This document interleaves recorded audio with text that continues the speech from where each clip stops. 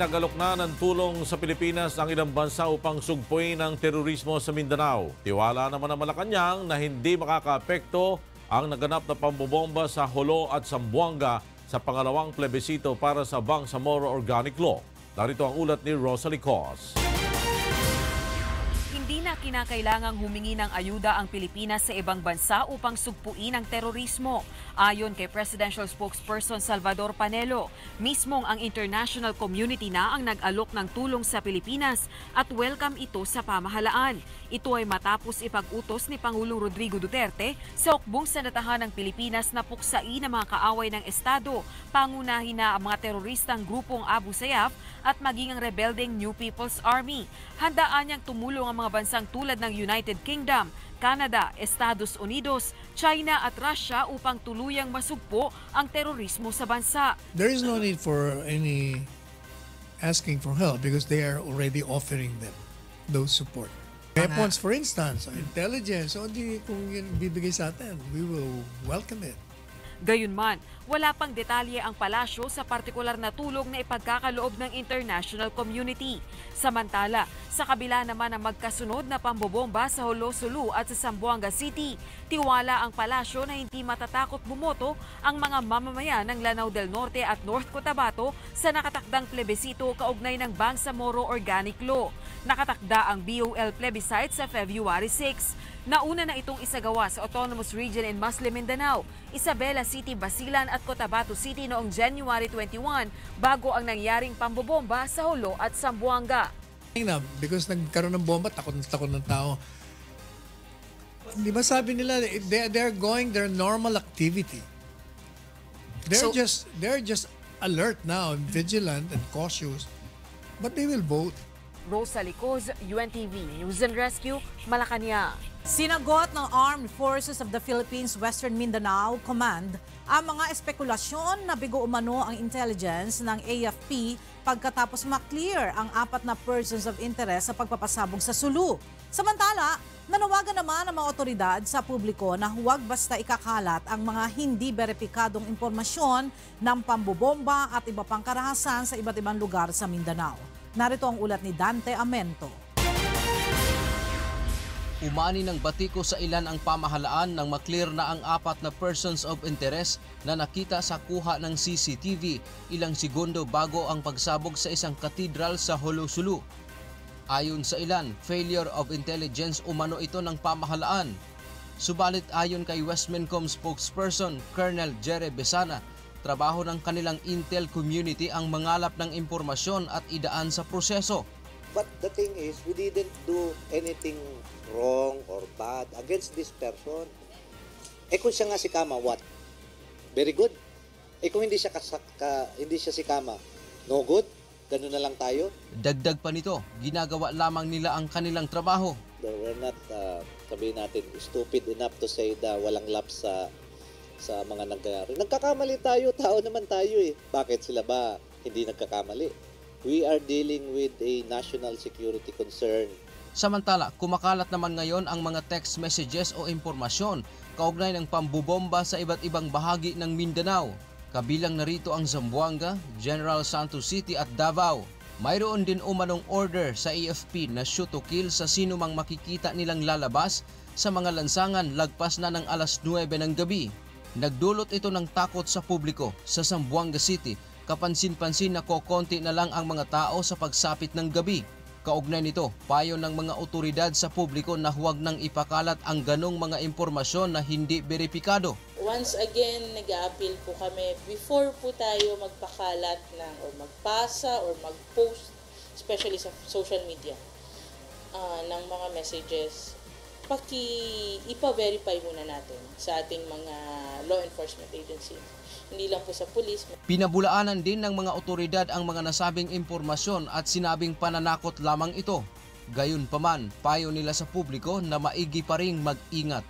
Dante Amento, UNTV, News and Rescue, Zamboanga City. Pindina ng Land Transportation Franchising and Regulatory Board o LTFRB ang 10 unit ng Jumbo Transport Incorporated matapos masangkot sa aksidente ang isa sa mga bus nito sa Tarlac kahapon kung saan 5 nasawi at 49 ang nasugatan. Narito ang ulat ni Bernard Dades. Pinatawan ng preventive suspension order ng Land Transportation Franchising and Regulatory Board ang 10 unit ng Jumbo Transport Incorporated. Ito'y matapos bumanggang isa nilang tourist bus sa isang trailer truck sa Subic-Clark-Tarlac Expressway sa bahagi ng Concepcion Tarlac pasado alas 5 ng madaling araw kahapon, kung saan 5 kataong namatay at 49 naman ang sugatan. Batay sa record ng LTFRB, lehitimo ang prangkisa ng naturang bus kaya't mayroon itong insurance. Dahil dito makatatanggap ng tig-400,000 piso ang pamilya ng mga nasawing biktima, habang sasagutin rin ng insurance ang gastos sa pagpapagamot ng iba pang mga biktima sa aksidente. Epektibo ang preventive suspension order sa bus company sa loob ng 30 araw. Isa si Kagawad Ellen Gonzales ng Barangay Palangin, Naik, Cavite sa mga nakaligtas sa aksidente. Papunta sana sa Baguio City ang grupo nila Ellen upang dumalo sa isang seminar. Talagang iniisip namin na sila talagang ising ang diwa kasi nga ay sila maghahatid ng mga tao. Hindi ko na po alam kasi tumalsik po ako. Tumalsik po na. Matagal nga po ito bago nakuha kasi naisip ko yun. Si Aling Nerissa na nakaupo mismo sa likuran ng driver ng bus, maswerteng natanggalan lamang ng ngipin sa aksidente. Paisa-isa siyang mag-drive. Minsan akala ko sa gutter siya ba tatama. Nung panghuling yung kita-kita ko na kami lumagpak sa tahan. Ilag niya kasi mga naunang dinaanan namin ay ilag niya. Mula naman sa pagkakaupo sa likuran, tumilapon sa harapang bahagi ng bus si Kagawad Ramil. Lahat kami na parang tinaktak lang sa baso na inilagay lang at tinaktak. Nasa harapan po lahat kami, pati lahat ng upuan, pati lahat ng gamit namin. Batay sa inisyal na investigasyon, galing pa umano ang bus sa isa pang biyahe at halos wala pang pahinga ang driver nito. Lumalabas po sa ating investigasyon na may gewang yung passenger bus. Ngayon po ay nasa hospital rin yung driver ng passenger bus. Naharap ngayon sa patong-patong na kaso ang driver ng bus. Samantala, ipatatawag naman ng LTFRB ang operator ng naturang bus company upang matukoy kung may naging kapabayaan ito sa nangyaring aksidente. Bernard Dades, UNTV News and Rescue, Philippines. Pinaghahanap na ng Philippine National Police o PNP ang 2 persons of interest sa pagpapasabog sa Maharlika Mosque sa Zamboanga na ikinasawi ng 2 at ikinasugat ng 4 na iba pa. Mula sa Camp Crame, nasa telepono sila Ilagan para sa detalye ng balita. Go ahead, Leah. Magandang tanghali sa iyo, Flor. 2 persons of interest ang pinaghahanap ng Philippine National Police kaugnay ng pagpapasabog ng granada sa Maharlika Mosque sa Sitio Logoy, Jutay, Barangay Talon-Talon, Zamboanga City noong Miyerkules. Ayon kay PNP spokesperson, Police Senior Superintendent Bernard Banak, walang CCTV footage na na-recover sa lugar dahil pinatay pa umano ng mga suspect ang street light kaya't madilim sa labas ng mosque noong naganap ang paghahagis ng granada. Nilinaw pa nito na wala namang kinalaman nito sa Hulog Cathedral bombing bagamat iniimbestigan pa kung ano talaga ang posibleng motibo sa krimen. Nauna nang sinabi ni Defense Secretary Delfin Lorenzana na posibleng may balak ang mga nasa likod ng pagpapasabog sa mosque na pag-awayin ng mga Kristiyano at Muslim upang magsimula ng religious war sa Mindanao. Balik sa iyo, Flor. Maraming salamat sa iyo, Leah Ilagan, nagulat mula sa Camp Crame. Dumating na sa Isla ng Negros ang mahigit 200 tropa ng militar na tutulong upang sugpuin ang mga rebeldeng grupo. Narito ang report ni Lane Moreno. Lula ng Philippine Navy vessel, dumating na sa Isla ng Negros ang 220 sundalo mula sa 94th Infantry Battalion, 3rd Infantry Division. Ang mga ito ay tutulong upang masugpo ang lawless violence at teroristang grupo sa isla. Isa ang Negros sa tinukoy na mayroong presensya ng mga rebelding grupo. Kaugnay pa rin ito ng direktiba ni Pangulong Duterte na puksain ang lawless violence sa bansa. Kung matatanda natin, noong November nag-issue siya ng directive for the AFP to suppress the lawless violence in some provinces. Kasama dyan ang Negros, Occidental at Oriental. Target naman ng AFP na makapag-recruit ng karagdagang 200 sundalo para sa Region 6. Samantala, mahigit 1,000 force multipliers ang dineploy sa iba't ibang matataong lugar sa syudad para sa Bacalao Jet Festival. Kabilang dito ang AFP, PNP at Disaster Management Office. Bagamat walang natatanggap na banta sa seguridad, naka-full alert status ang mga otoridad. Yung mga factors in consider naton, pero sa pagkakaroon, kitagaagid naton sa dako ng kabugaton na nagakalatabo somewhere in Mindanao. Inaasang aabot sa 50 hanggang 70,000 bisita ang dadagsa sa Bacalao Jet Festival na magsisimula ngayong araw na tatagal hanggang sa Martes. Lalaine Moreno, UNTV News and Rescue, Negros Occidental. Muling nagtipon sa harap ng Korte Suprema ang mga manggagawang party list upang ipanawagan na desisyonan na ang kanilang petisyon para makasama sa certified list of party list groups na pinapayagan ng COMELEC na tumakbo sa halalan. Mula sa Maynila may report si Aiko Miguel live. Go ahead, Aiko.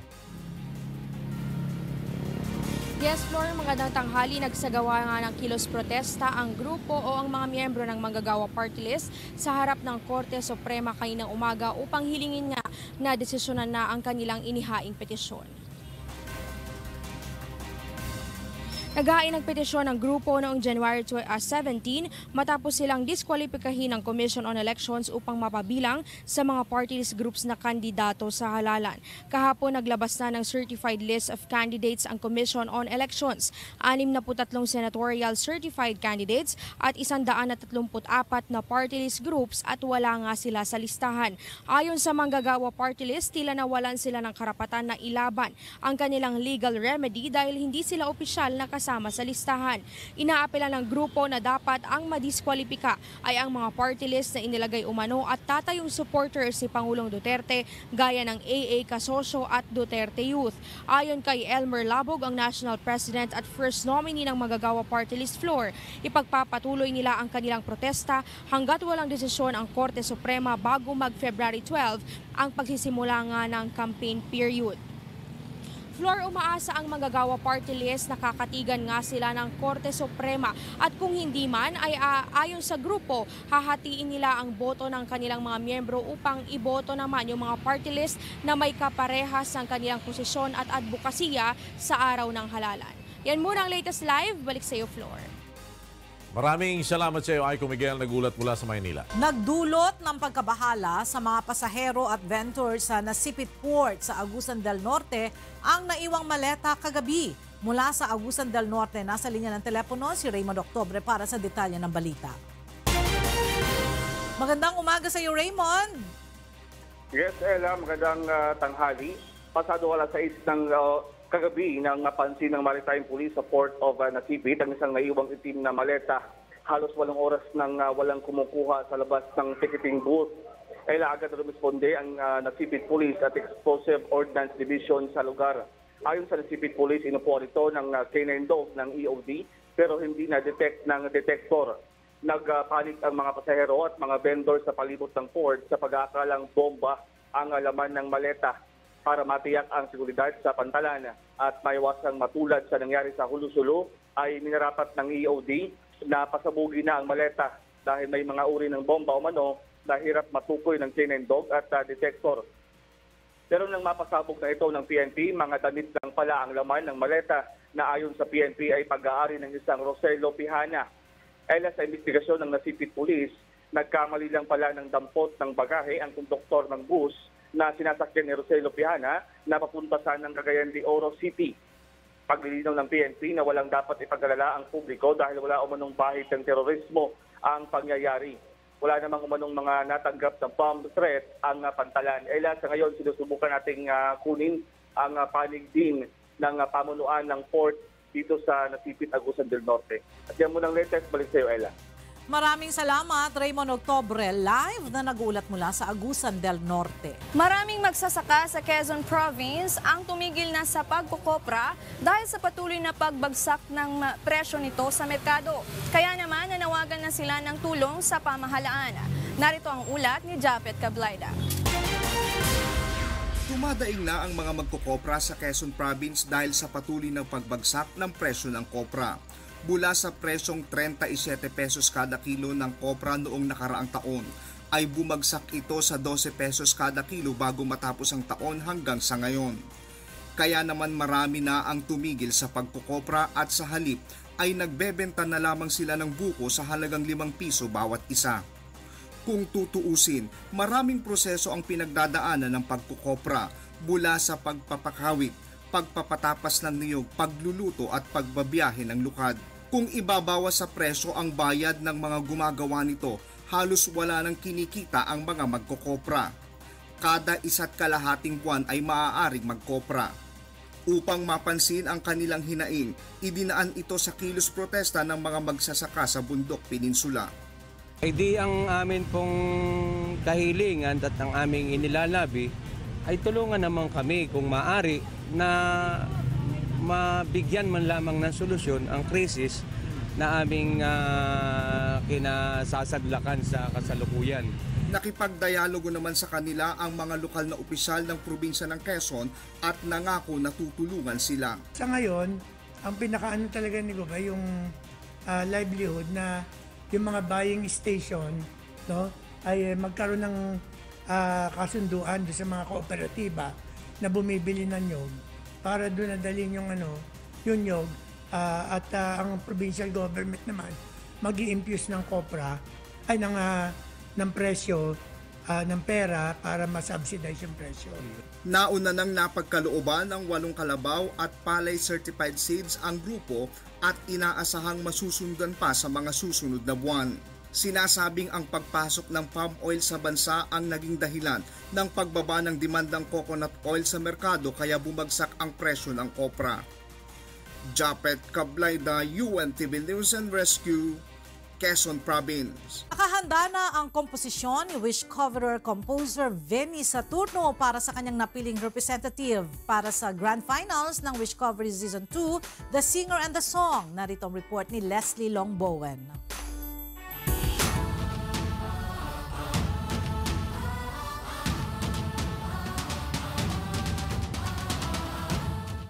Mahalaga para kay Wish coverer composer Venny Saturno ang knockout battle kagabi dahil dito ay kinakailangan na niyang mamili ng pambato sa Wish Covery Season 2 Grand Finals. Kaya naman masusing kinilatis ng pakinig ni Venny ang interpretasyon ng bawat isa. Lagi kong sinasabi, kailangan pag umawit sila, pag nag-perform, andun yung puso, andun yung dynamics, andun yung linis. Bigay todo sa pag-awit ang Wish coveries ng Camp Venny na sina Ana Ginsisana. At magsasama sa araw man o gabi at magmamahalan parati tayo naga. At Rydel Garcia. Makasama at makausap kita, ang saktan ka ay kasalanan. Nakipagtagisan din ng galing ang producer's pick mula sa Cebu na si Christian Rosa.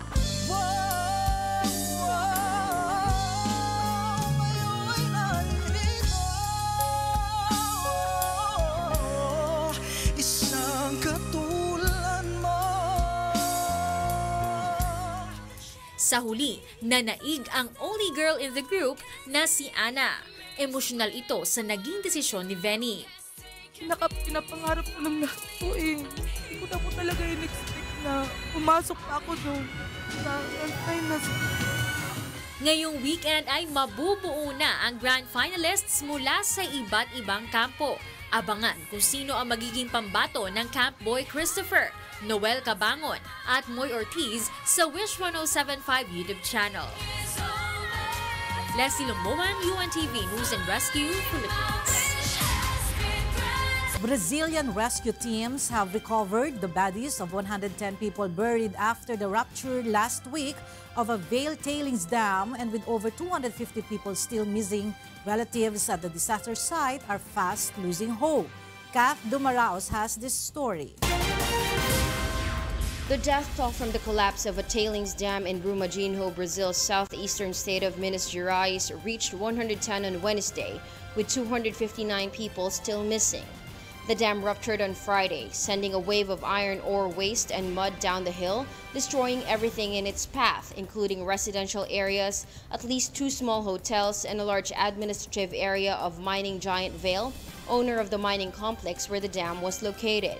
With the smells of livestock and chemical substances filled in the air, the site of the collapsed dam has seen several firefighters searching for bodies, even though the possibility of finding people alive is widely regarded as very remote. Our group members and I searched out 2 bodies today.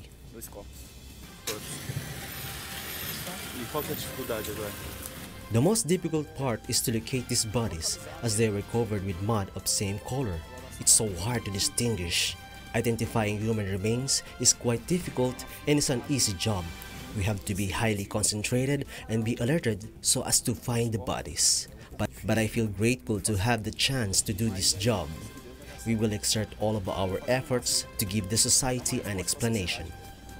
Apart from firefighters, medical teams and chemical experts are also present on site.